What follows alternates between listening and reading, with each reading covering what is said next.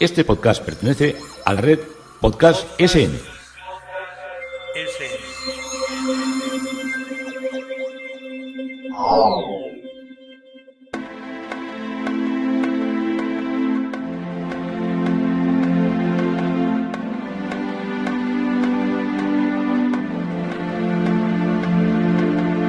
Historia con sentido.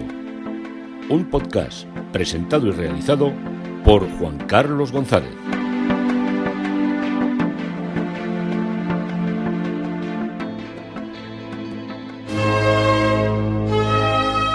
Un saludo a cuantos se acercan a través de las redes sociales, de Facebook, de Twitter.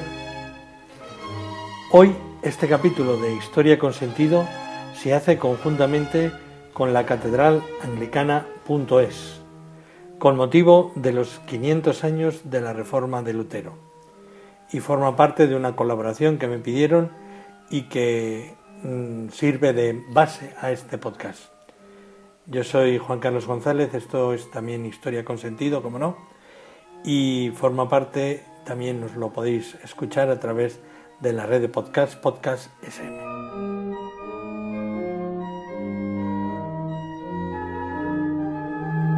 Bueno, el tema propuesto es un tema absolutamente deslumbrante e interesantísimo. Es la Casa de los Reformados.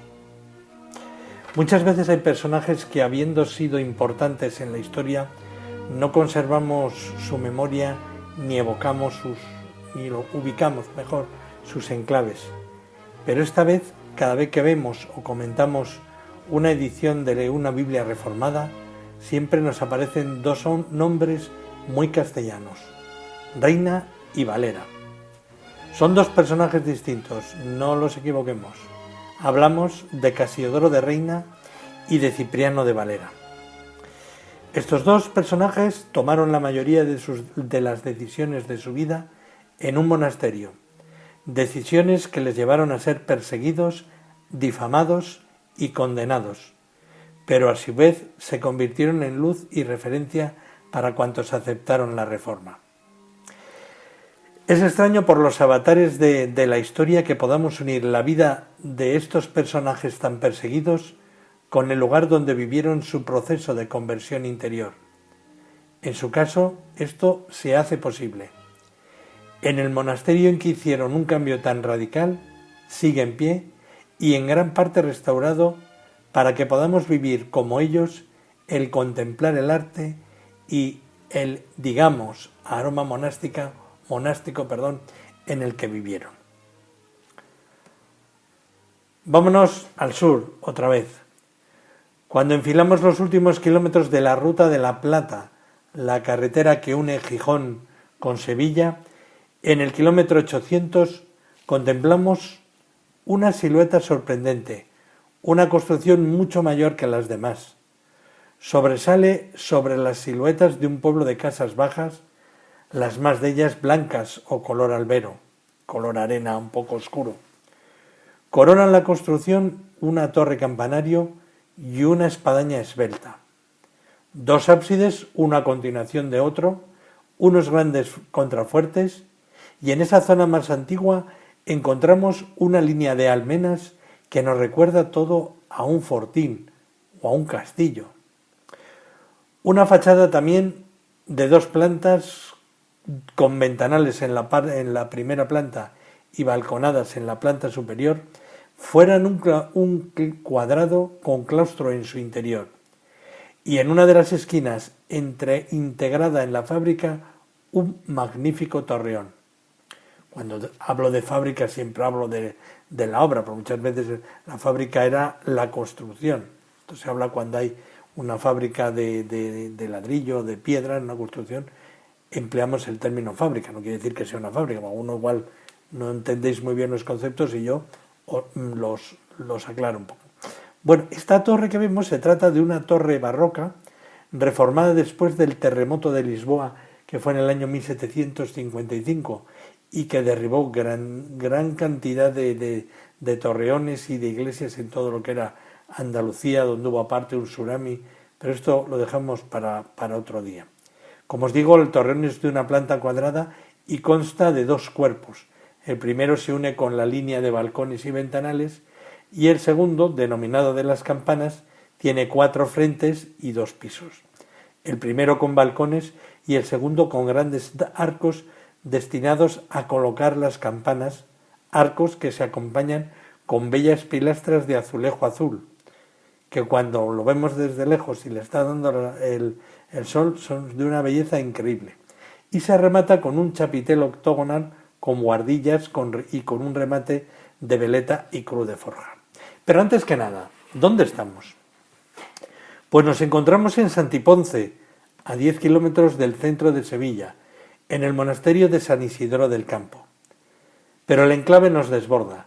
Santiponce es hablar de historia, es hablar de la ciudad de Itálica, de la cuna de los emperadores romanos Trajano, Adriano y tal vez, aunque hay ciertas dudas, del emperador Teodosio. ¿Qué era Itálica? ¿Qué queda de ella? Pues queda mucho y es una insigne ciudad romana. Aunque en la actualidad el río Guadalquivir se encuentra a 3 kilómetros de Santiponce, en la antigüedad existía un gran meandro del río que hacía que pasara junto a sus murallas, poseyendo este enclave un puerto fluvial. Aquí existió una ciudad turdetana anterior, pero el nombre se perdió. No pasó lo mismo con los enclaves de esta tribu ibérica de los turdetanos, de Hispalis, la ciudad de Sevilla, o de Ilipa, que es la actual Alcalá del Río. En nuestro mirar atrás, en el tiempo, entra en juego un momento histórico apasionante, las segundas guerras púnicas que tuvieron lugar entre el año 218 y 202 a.C. Fueron estas las guerras entre Cartago y Roma que trasladaron a la península las operaciones militares. Recordemos que aquí se encontraba y se encuentra para ellos Cartago Nova y para nosotros la actual Cartagena, que está construida encima de la ciudad cartaginesa. Y tras finalizar las guerras, habiendo vencido el Imperio Romano, un personaje, el general vencedor Pluvio Cornelio, conocido como Escipión el Africano, llevó a gran parte de sus soldados heridos a convalecer en un enclave que sería denominado en un futuro como Itálica. En el relato de Apiano de Alejandría se nos comenta que alrededor de la Olimpiada 144 los romanos comienzan a mandar a esta ciudad 2 pretores como gobernadores o supervisores de la paz recién conseguida.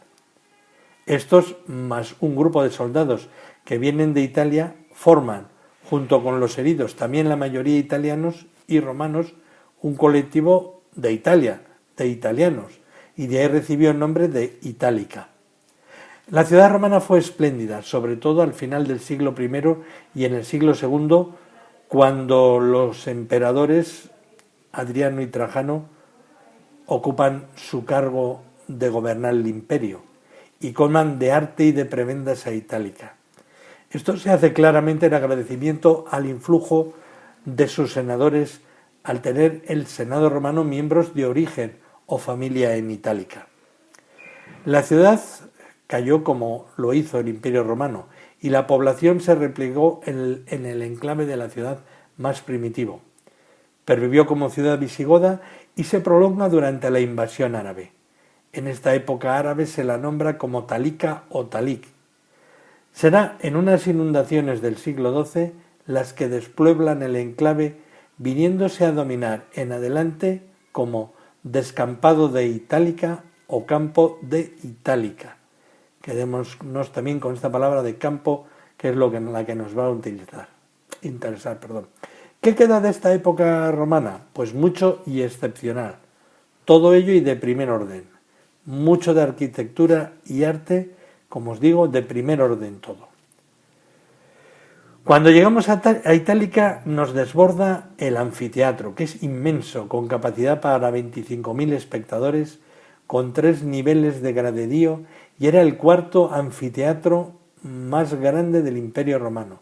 Solo eran 3 de mayor tamaño: el Coliseo de Roma, el Anfiteatro Romano de Elgin en Túnez y la Arena de Nimes en Francia.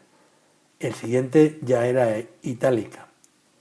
También hay un teatro con capacidad para 3.000 espectadores y donde se representaban comedias, tragedias, mimo y ciertas ceremonias religiosas del culto al emperador.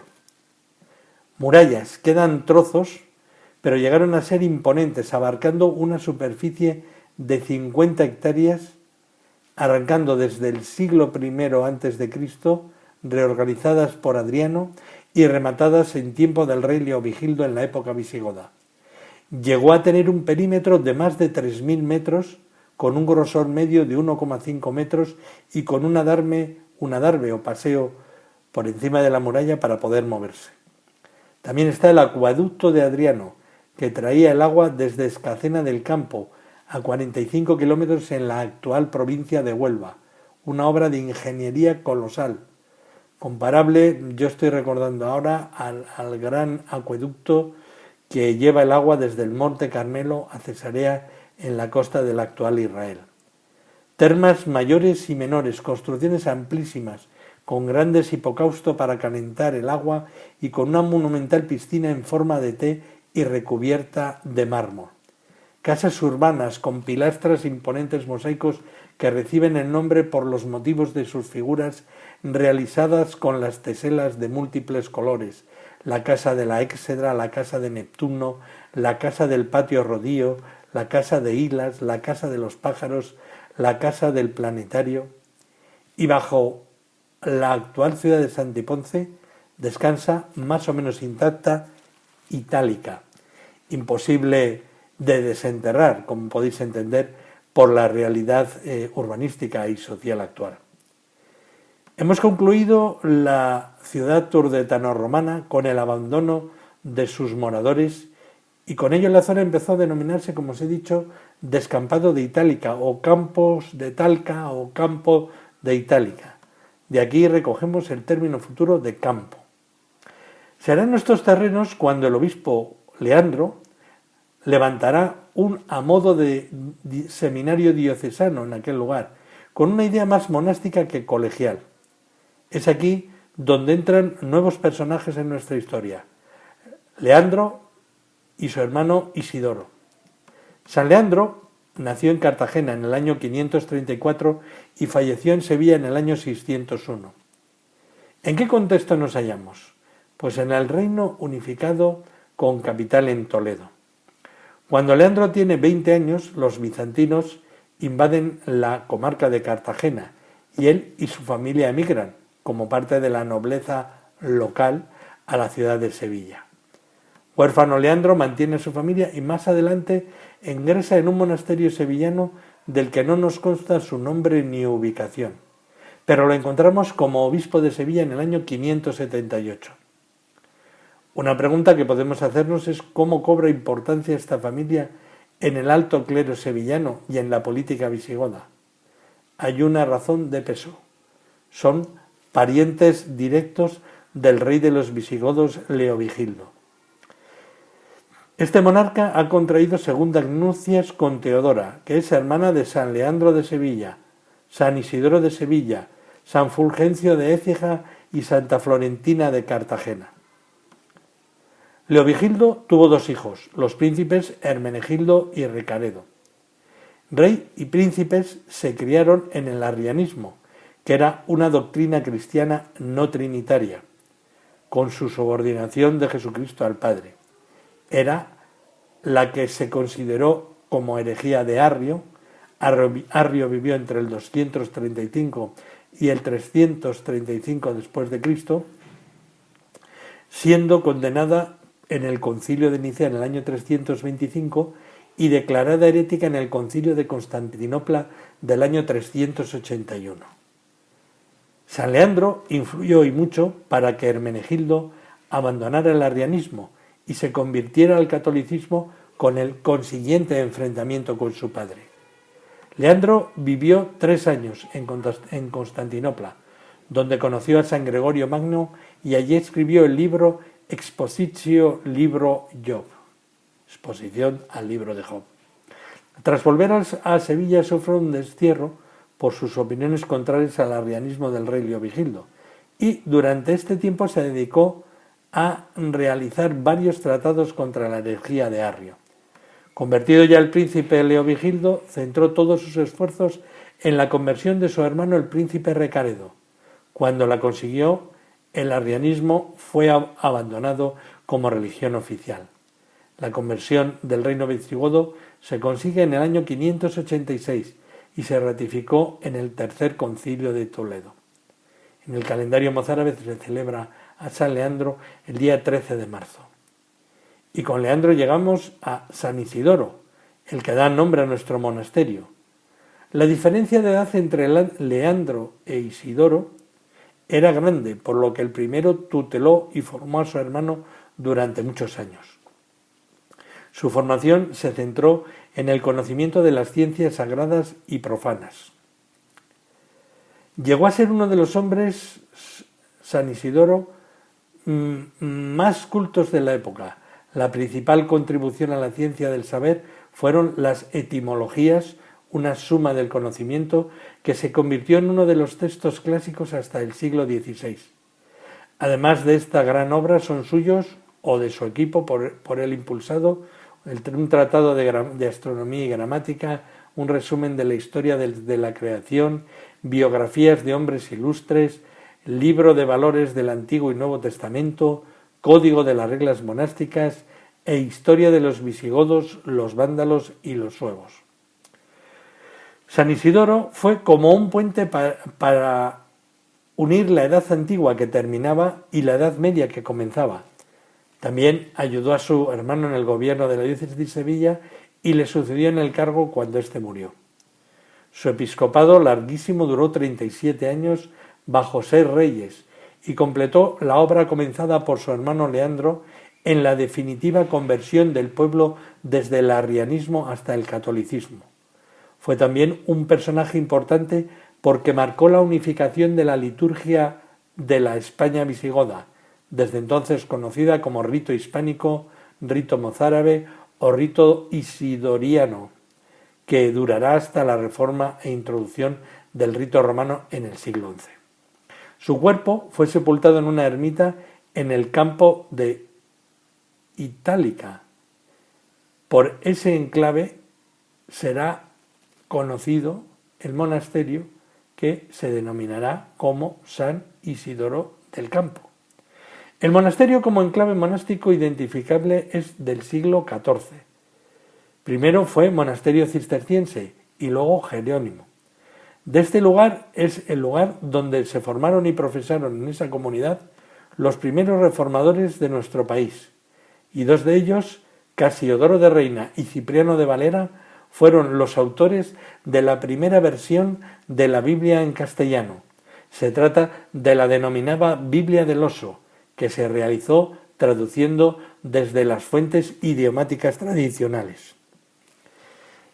Es este enclave de su enterramiento, del de San Isidoro del Campo, que formó parte de la Sevilla árabe y allí permaneció pues como pequeño foco mozárabe. Y en el año 1063 se produjo el traslado de su cuerpo desde Itálica a San Isidoro de León, que es donde están sus restos y muchas veces conducen a confusión de las 2 toponimias. San Isidoro de León y San Isidoro de Sevilla son el mismo santo. En ese año el monarca leonés Fernando I envía a Sevilla a los obispos a Albito de León y Ordoño de Astorga, consiguiendo estos el traslado de las reliquias de Isidoro por la cesión del cuerpo del santo que hace el rey de la taifa de Sevilla al Mutamid, que era tributario del rey de León. El monasterio fue fundado por Alfonso Pérez de Guzmán, que vivió entre 1256 y 1309, conocido como Guzmán el Bueno, y por su mujer María Alonso Coronel. Guzmán el Bueno, era uno de los validos de Fernando IV de Castilla, que vivió entre 1285 y 1312. Y ambos, el matrimonio fundador, lo fueron asimismo de una de las dinastías de más solera de la nobleza castellana. Con posterioridad, el hijo de los fundadores, Juan Alonso, construyó adosada a la primera iglesia con el mismo fin cultural otra, siendo así ambas conocidas como las iglesias gemelas. Su aspecto es en parte de fortaleza, pero extraordinariamente singular por la yuxtaposición del estilo gótico con claras influencias del gótico de Languedoc y del Mudéjar. La primera comunidad que se asentó en el cenobio fue una comunidad de monjes cistercienses que venían del monasterio de San Pedro de Gumiel de Izán, en Burgos. Se convirtió en el monasterio cisterciense más meridional de Europa.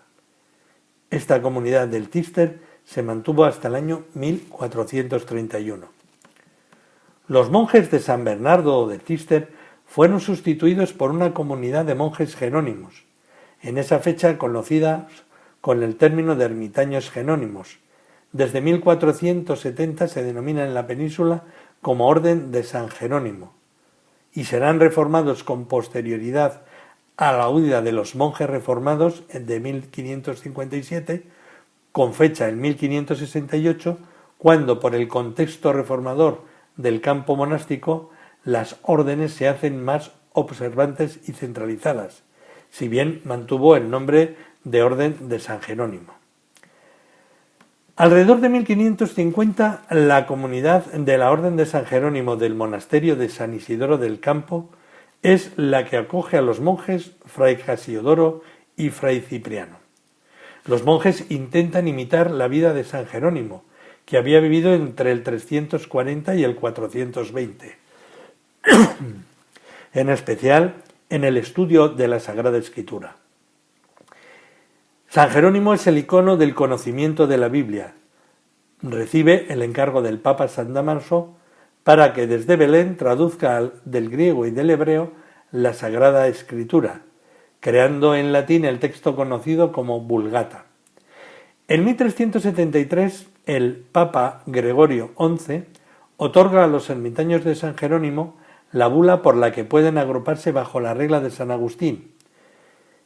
Era esta regla, la de San Agustín, junto con la de San Benito, las únicas con las que se podía regir la vida monástica cenobítica, la vida en monasterios, así la vida ermitaña de los eremitas, que tenía muchas reglas propias. Y será en 1415 cuando se sumen 25 monasterios peninsulares formando la Orden de San Jerónimo. Los monjes eran famosos por el conocimiento bíblico, por la austeridad y por la penitencia, y los reyes les favorecieron en gran medida con donaciones y haciéndoles su orden de capellanes.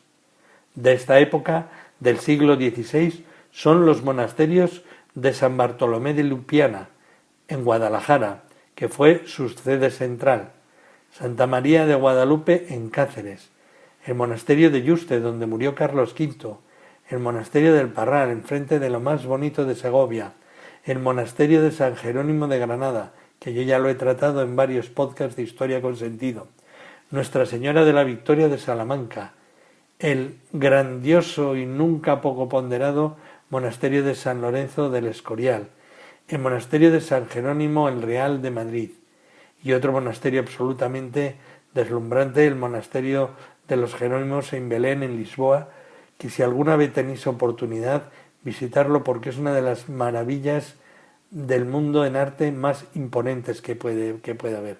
En estilo manuelino, una obra increíble. Otro dato destacable era el profundo conocimiento del hebreo, que hizo que muchos judíos conversos ingresaran en sus comunidades, lo que en la investigación y creación literaria destacarán sobremanera todos estos monasterios. Y esta situación de la influencia de los hebreos, de los judíos, se mantiene hasta que en 1504 se les aplicó la ley de la pureza de sangre. Tenían que demostrar cuándo se habían convertido, quiénes eran sus antepasados, en fin, esto nos suena mucho unos cuantos siglos después. 2 jóvenes monjes han ingresado en el monasterio para ser monjes. Se trata de Casiodoro de Reina, nacido en Montemolín en 1520, provincia de Badajoz, y de Cipriano de Valera, nacido en Fregenal de la Sierra en 1531, provincia también de Badajoz.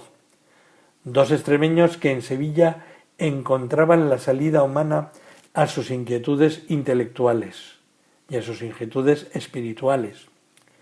¿Cómo era la vida de estos monjes en el monasterio? Pues era vivir una vida de ascesis, de trabajo y de estudio. Sus jornadas estaban organizadas en torno a la liturgia.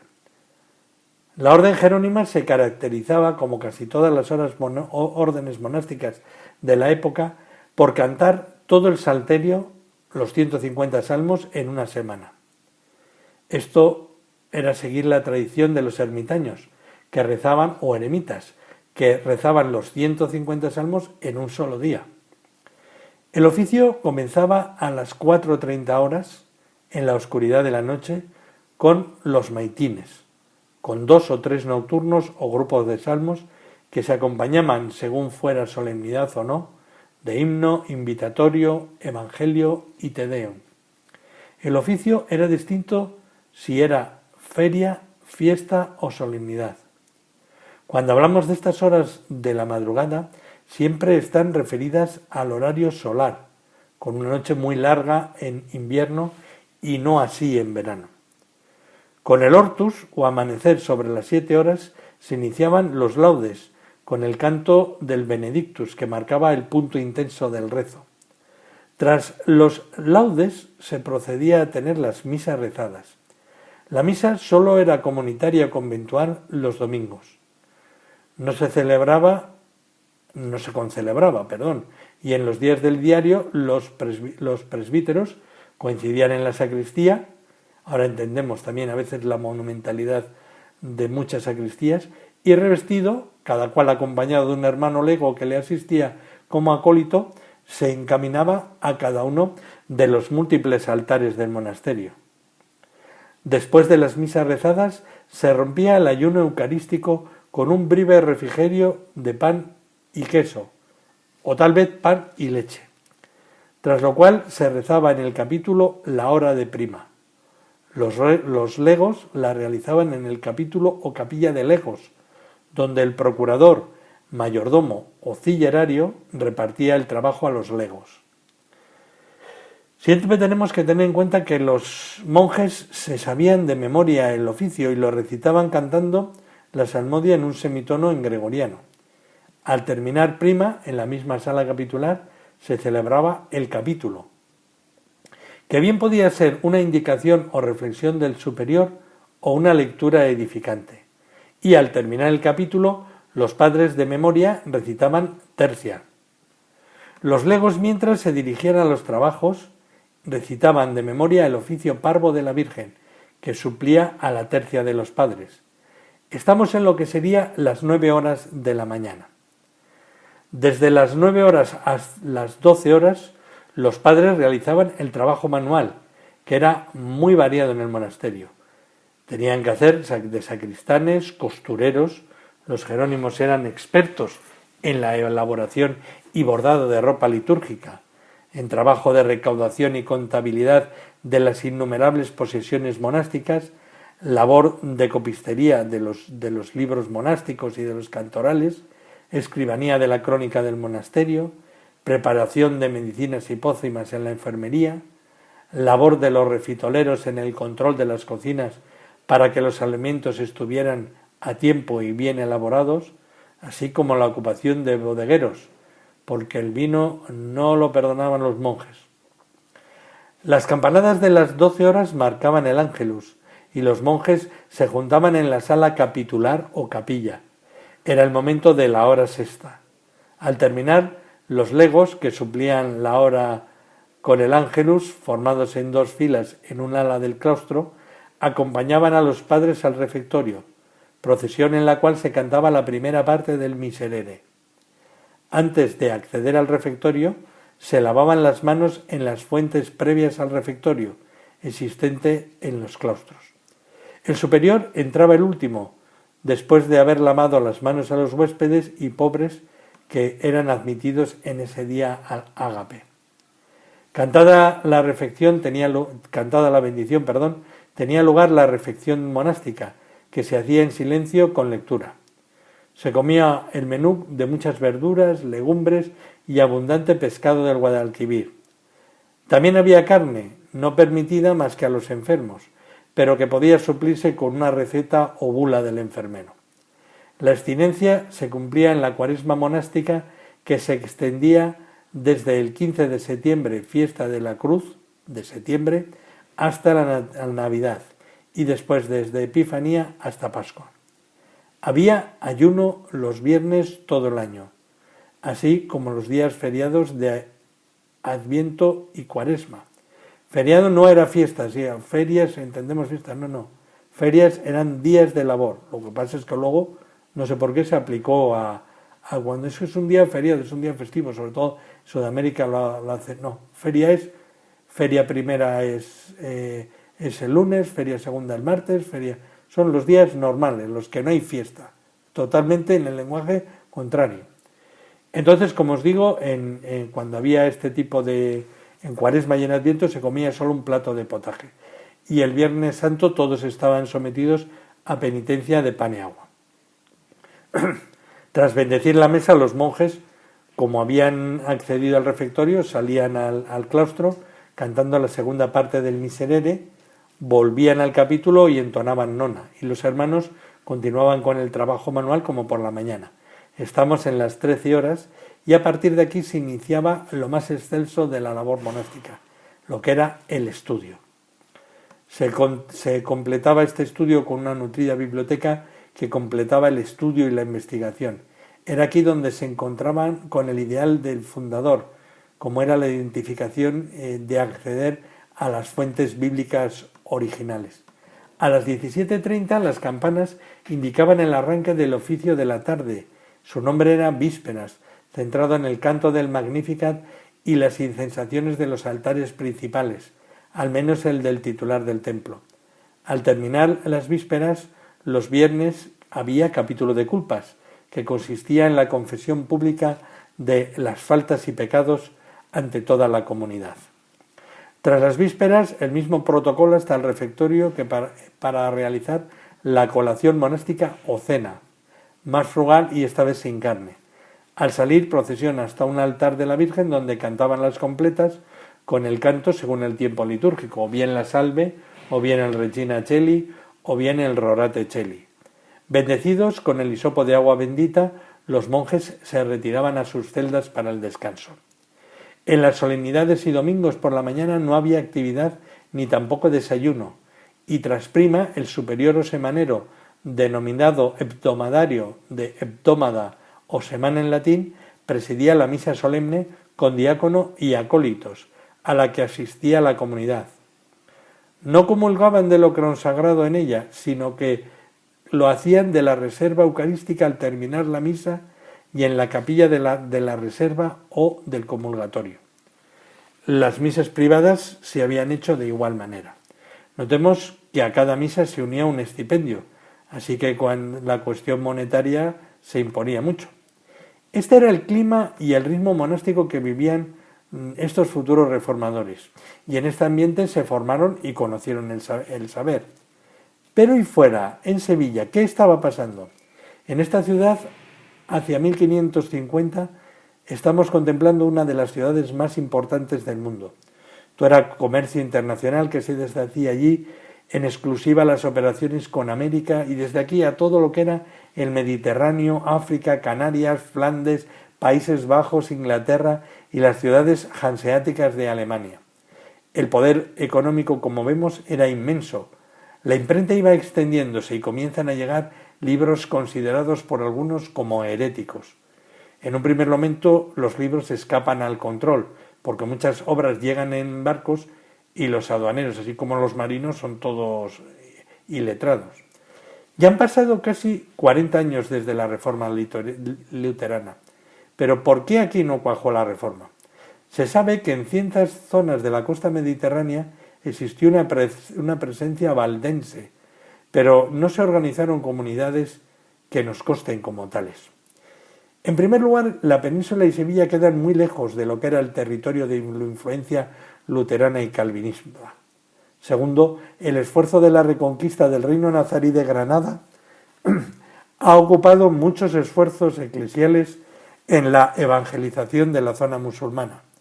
Añadamos a ello que la nobleza, hasta la expulsión de los moriscos en 1607, está empeñado en el control de las zonas antes musulmanas, así como en la constante lucha contra la piratería berberisca. Esta situación hace que la mente de los nobles esté más en imponer la cruz que en reflexionar sobre su fe y apoyar la reforma. Tercero, el esfuerzo de la conquista y evangelización de América hace que la mente de los nobles, imprescindibles como mecenas y propagadores, y de la Iglesia, que sería lo más culto y sensible al estudio y investigación, serán enviados al Nuevo Mundo. Cuarto, el judaísmo y el criptojudaísmo era muy potente. Y esto hace que la Inquisición trate a cualquier escrito dudoso como judaizante y por tanto su poseedor puede ser detenido, ejecutado o expulsado. El carácter de nuestro país en esa época tiende sobre todo hacia el misticismo o el interiorismo, que aquí se conoce como el iluminismo. Santa Teresa de Jesús y San Juan de la Cruz son perseguidos por iluminados, y la Inquisición vigila conventículos y casas privadas de ricos comerciantes y nobles, enclaves donde se reúnen los grupos de gran piedad. Se nutren estos grupos de las obras de Erasmo de Róterdam, pero con una influencia de una desmedida piedad y ascesis física. Eso sí, literatura y las lecturas bíblicas en privado se hacen ya en secreto en castellano. Al final del reinado de los reyes católicos, en el reinado de Juana la Loca y Felipe el Hermoso, y así como en los reinados de Carlos V y de Felipe II, se enriquecen las corrientes erasmistas que traen los grandes funcionarios desde Flandes y que cuajan en la corte y en la nobleza. Poco a poco las ideas de la Reforma van llegando y la Iglesia Católica suena una nueva alarma. Un diablo nuevo aparece en escena, un tal Lutero. La Inquisición ve en todos los escritos influencia de Erasmo, de Lutero o de Calvino. Y en Sevilla aparecen monjes que leen a Lutero y canónigos magistrales de la Catedral de Sevilla que acaban siendo condenados como heréticos, como Juan Egidio y Constantino Ponce de la Fuente, de los que os voy a hablar ahora. Y San Isidoro del Campo, este enclave que hemos empezado a hablar, será el centro de la conspiración, o mejor, de la conversión de los monjes jerónimos en fervientes reformados. Se vio implicada toda la comunidad, intervino la Inquisición, se produjeron autos de fe y varios de sus monjes y muchos reformados acabaron en la hoguera. Todo arranca hacia 1540 con Juan Gil, conocido como Doctor Egidio, que era un convencido de la doctrina de Erasmo de Róterdam. Egidio logró una imponente influencia en la ciudad de Sevilla como predicador al ser canónigo magistral de la Santa Iglesia Catedral de Sevilla. Este cargo conllevaba a ser predicador oficial del Cabildo o grupo de canónigos. Llegó a tanto su prestigio que Carlos V lo propuso para obispo de Tortosa. Pero también la Inquisición estaba cerca de dicha catedral, vigilando cada palabra que salía de la boca del magistral. Estos espías habían viajado al norte de Europa y conocían el léxico y el contenido reformado. Así que Egidio es detenido y encarcelado en el presidio de la Inquisición, el castillo de Triana, donde se sitúa el actual mercado sevillano que lleva su nombre. Este enclave será mundialmente conocido por la famosa ópera de Beethoven Fidelio, que narra crueles hechos en dicha cárcel. Egidio abjura ante las torturas y es condenado a no predicar en vida. Muere en el año 1555, pero quien le sucede como magistral de Sevilla es otro reformado, o al menos erasmista. Se trata de Constantino Ponce de la Fuente, un arrebatador orador que en 1548 fue nombrado capellán de quien sería Felipe II. Al acompañar al príncipe por Alemania, conoció la Reforma y se sumergió en sus principios. ¿Podemos decir luego que eran Egidio y Constantino como tales luteranos? Bueno, en gran parte eran erasmistas, pero aceptaban y predicaban, al menos en privado, la justificación por una sola fe en Jesucristo, un profundo rechazo a la intercesión de los santos, una aversión al culto de las imágenes y un rechazo a las mortificaciones corporales y espirituales, cosas todas estas propias del luteranismo. Constantino también fue apresado, juzgado, condenado, vuelto a absolver, suspendido, detenido y finalmente resignado o despojado de cargo eclesial. Las homerías de estos canónigos y su posterior detención hicieron que del mayor prestigio se pasara a un cataclismo demoledor para la sociedad sevillana. Es en la década de 1550 cuando los reformados jerónimos entran en la historia. El nexo de unión fue el maestro Egidio, que predicaba asiduamente en las Jerónimas de Santa Paula, y muchas veces los jerónimos o bien eran capellanes, o bien visitadores, o bien huéspedes cuando acudían al casco urbano sevillano. Aquí Casiodoro y Cipriano conocieron la Reforma. Pero en un primer momento el ideólogo en San Isidoro del Campo es Fray García Arias. De todos modos, todo salta por los aires en 1557. El secreto de los reformados se mantenía controlado, siendo amparada y ocultada por la alta nobleza sevillana y parte de la culta burguesía comercial que nutren un potente grupo de iluminados, de erasmistas y de reformados. En otoño de 1557 es detenido Julianillo. Estamos hablando de Julián Fernández, arriero castellano que era el contacto de uno de los personajes que más influyó en la Reforma y que desde Alemania enviaba todas las obras editadas de Lutero y Calvino para ser distribuidas clandestinamente entre los reformados. Julianillo es detenido por la Inquisición, que descubre un doble fondo en las barricas tremendas, donde transportaba vino y cerveza. Oculto en ella lleva un ingente número de Biblias de Lutero y Nuevos Testamentos. Las torturas fueron terribles y el arriero confiesa. El coordinador en el sur de la Reforma es Juan Ponce de León, un noble sevillano, mecenas de los reformados y el que sostiene y alienta con dinero la organización naciente de la Reforma. Él conoce todos los nombres de los miembros de las distintas comunidades y al ser detenido Julianillo, él huye a Écija, a un escaso centenar de kilómetros de Sevilla, para liberar fondos y organizar una huida masiva. La Inquisición la apresa en Écija y lo somete a horribles torturas. No resiste y delata la estructura reformada. La Inquisición prepara una gran redada que tiene un objeto claro: la comunidad entera de los monjes de Santa María del Campo, de San Isidoro del Campo, Pero este gran apresamiento se filtra.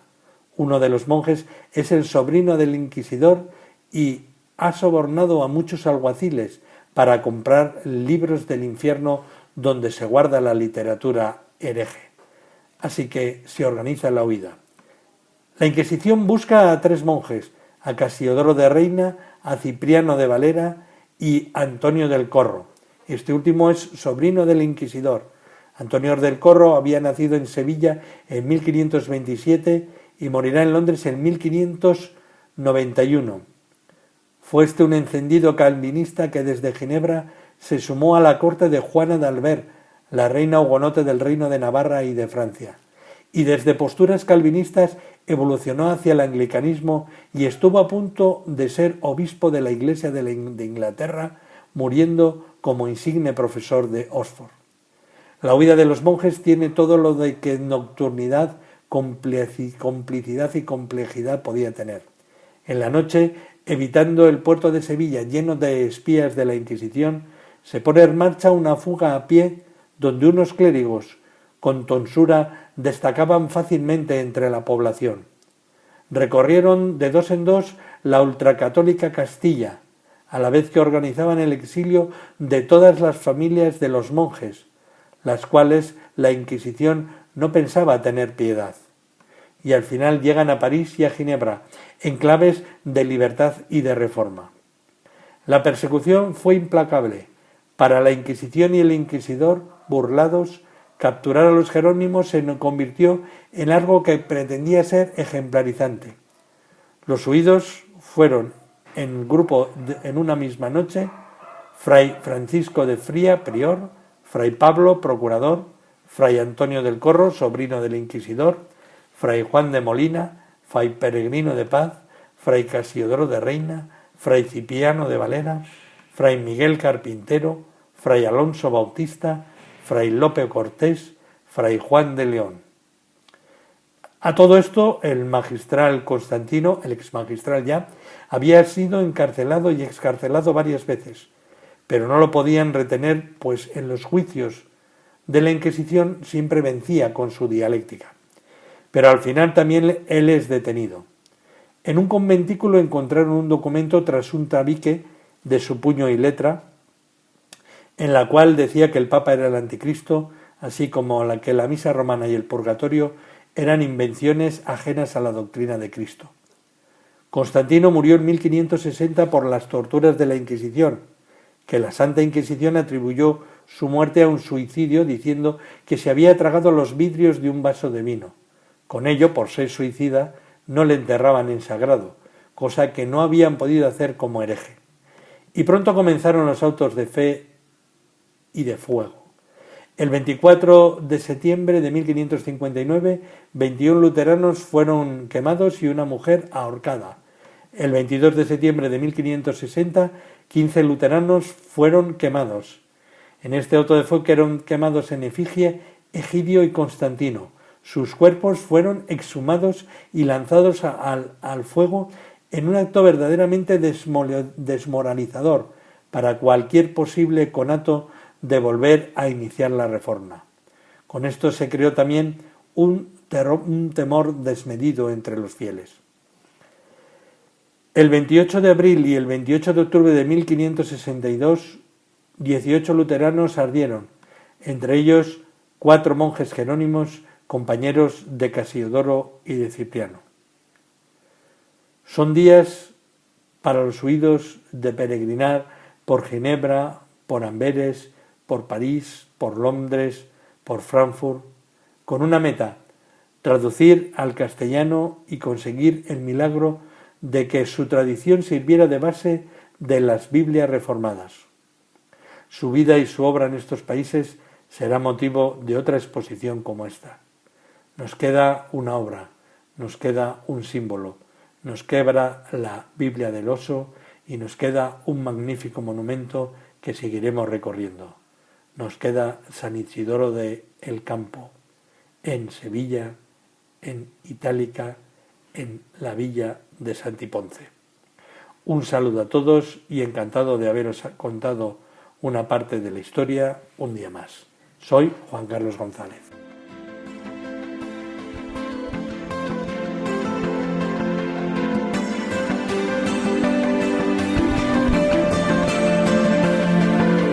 Hasta aquí un episodio más de Historia con Sentido. El podcast que te habla de historias de la historia, sucesos, eventos, como si el ayer fuera hoy. Síguenos a través de iTunes, Spreaker o iVoox. Contacta con nosotros por correo electrónico escribiendo a podcast@historiaconsentido.com. Nuestra web www.historiaconsentido.com. Y en Twitter nos encontrarás como @historiasentido. Este podcast pertenece a la red Podcast SM.